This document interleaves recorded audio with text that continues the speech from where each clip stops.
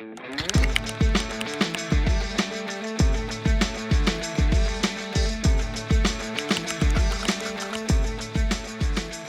know, and down there in Carolina, you have all those big trees, and they literally cut out a forest, and you come around the corner, and here is this brand new arena. Driving up Paul Buck Boulevard and just looking at this huge building and sort of trying to take in that, you know, you're responsible for 23,000 people. We were crazy about our new Coliseum. We were crazy about our Hornets, and it got reflected in lots of ways all over town. To play in a city where you're selling out every night, you know it's always going to be electric. You know the fans are always going to be into the game, and it was also one of the loudest that I played in. People always talked about the fan base and how loud and how special, you know, the Hive is alive. All I remember every night, it was live at the Hive. It truly was. It was live at the Hive, and every night, I don't care who we played, and it was so exciting. People cheered like it was their last game to ever cheer at. Anytime you get 22,000 people together with one idea, it's going to be a party. The noise level was high, and the energy level was high, and so when Dell Curry would hit one from off the world out there, the place would go crazy. 4 seconds left. He'll take it in. Fires to Curry. Shot at the buzzer. Good! A three-pointer. It's a three-pointer. The Hornets win. It's over. You're going to have a sellout crowd every night. And it's easy to get up. Maybe you come to the gym, you don't have that energy, but you see 26,000 plus in the Coliseum. It makes you want to play hard, and you enjoy coming to work and playing for your fans. When you go on the road and you play, and in those first years, we took our lumps. But when you got back to the Hive and you played, it just gave you an energy. It just gave you that boost that you needed. Oh man, I mean, it buzzed. I mean, it was electrifying. You want to go out there and you want to put forth 110%. So for me, it was easy to go out there and lay it all on the line for them. That's what makes it extremely special. You know, you come to the game every night. It can be pretty bad if you're losing and you're not getting the fan support either. But we were losing and we were still getting support every night. So our confidence level, we kept growing and growing and growing. And I think that's what made Charlotte special. Those sellouts were important because even in Los Angeles a few years earlier, when we had won championships, we still weren't selling out the arena. So for them to sell out in that small town, in that environment, was a huge amount of success for the Hornets at that time. Just the environment, there was nothing like it in the league at that time. The size of the arena, there weren't many places that sat 23,000 and to play every single night with it sold out. You know, it's some of those memories that you'll never forget. Just a huge place, and the noise reverberated, you know, off the ceiling and down to the ground. The noise in the Coliseum was so deafening, so the vibrations were so extreme that I could not file game stories from courtside because the building would just about shake. The environment was electric. The only analogy I can make is English Premier League soccer, and just the energy in the building is actually something that I've not seen in the NBA in arenas since that time. Opposing players love playing in it because if you were used to playing in, you know, half sold out arenas, coming here was a big deal. I think the energy was transported to everyone, opposing players, our players. Playing in Charlotte in the early days, you know, was a great atmosphere. The arena was always sold out. Their fans was always loud and boisterous, supporting their team. I thought it was a great atmosphere. It was fun to play in front of those people because they understand the game of basketball. We had a full house every night. You know, it was really fun. You know, and you know, sometimes you ask yourself, what do you play for? You know, you usually play for the fans and for the people to enjoy the game, and I think those people deserve it to have a good team. I thought it was one of the best arenas. Again, one of the bigger arenas at the time that was sold out. It was packed. We couldn't believe it. We couldn't believe that It was standing room every single night. So I knew that regardless of how I felt that night, I had to get up and play and put on a performance for that crowd, simply because I knew that they were gonna come to that arena and pour their heart and soul in cheering and lifting us as a team up.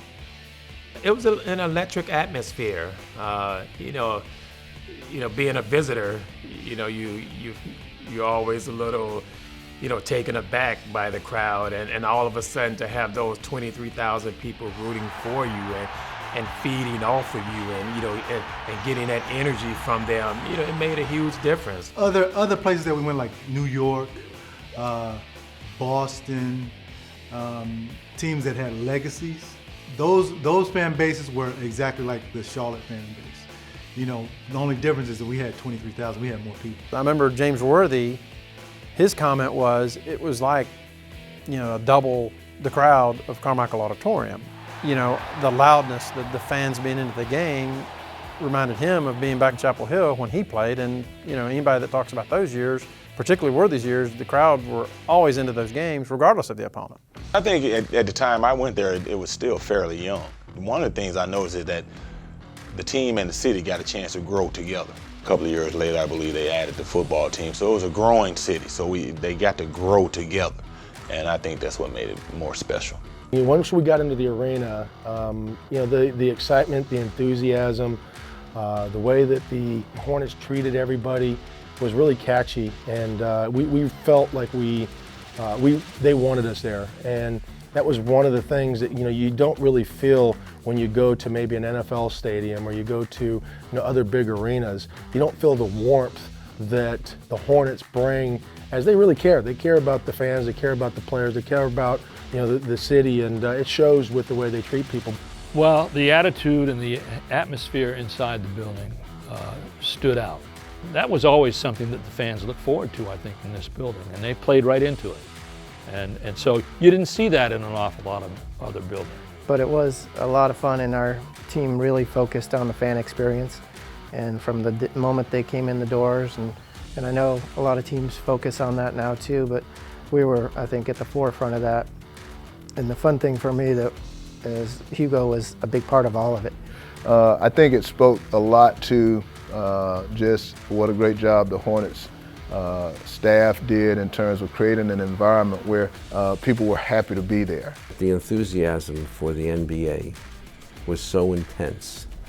The attendance was so great. Of course, then they sold it out all the time, so it was really quite a phenomenon, and they led the league in attendance.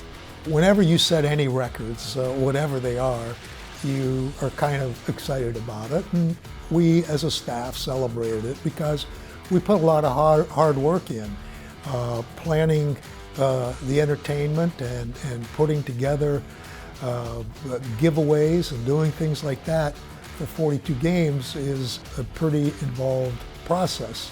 And we were diligent about it, and that was the reason we were successful and able to do that and set that record. For a long time, before the days of social media, your ticket was proof that I was there and you weren't. It was certainly full every night, and it was a hot ticket, to say the least. And you become everybody's best friend when you got tickets. Well, I never knew I had quite so many friends. Everybody wanted a ticket, and of course I only had so many. I know I would go to those games in the first couple of years, and I'm sure I spent more time looking at the crowd than I did looking at the game. Nobody can talk about it unless they experience it, but as fans, to experience that environment, it sticks with you. It sticks with you for the rest of your life because it was nothing like it.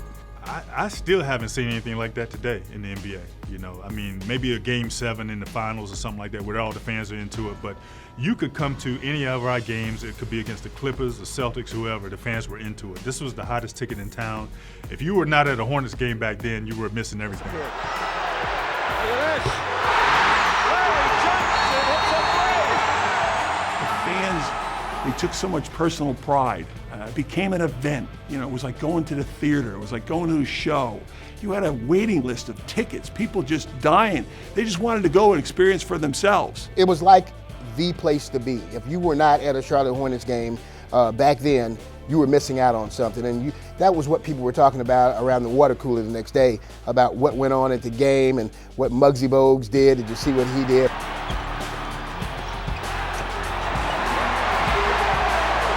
Well, I tell you, the synergy in that building was unreal. Unreal.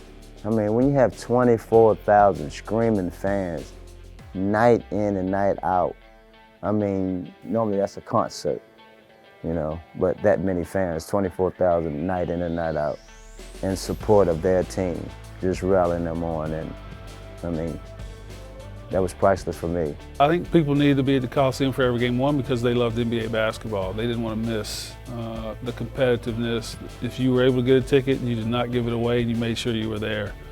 You didn't want to let the team down and end the streak in your watch. So if you could get here, if you could get to the arena, you did. And you brought friends. And it was just this communal gathering where people who didn't know each other suddenly are slapping high fives and popping each other in the back and laughing and introducing themselves. And you did not want that streak to fall. It was unbelievable. The atmosphere, the place was loud. You know, it's hard to describe unless you're there.